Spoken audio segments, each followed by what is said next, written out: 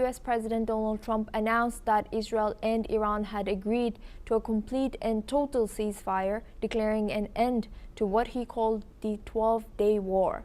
However, Iran has categorically denied the claim, insisting that no ceasefire deal has been finalized.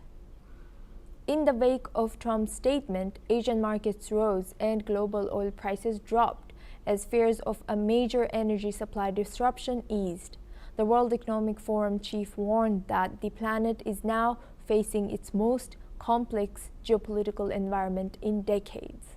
Now we have guests joining us for this discussion, Lieutenant Colonel Avital Leibovich. She's Director of AJC Jerusalem and former IDF spokesperson to international media, joining us live from Israel.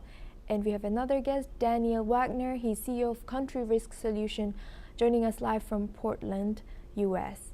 Thank you both for joining us today. Good to see you here. Daniel, I would like to ask, while President Trump announced a ceasefire, missile strikes have continued, and now we have seen Israel attack Iran and Iran attack the US base in Qatar. And also Israel as well. Did the US make that announcement prematurely without adequate coordination, according to you? And what does this say about US's credibility in the Middle East?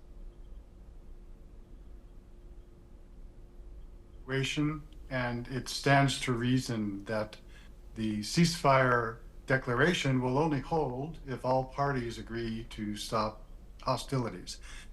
My understanding is that at the present time, there are missiles that have been raining down on Israel, and I presume as long as that's going on, the Israelis aren't interested in pursuing a ceasefire. And the Iranians, of course, have said that if Israel stops its attacks, they will stop there. So who's going to stop first? Who's going to continue the cessation of hostilities so that the other side will do the same? That remains to be seen. I think there's only so much that Trump or anyone else can do.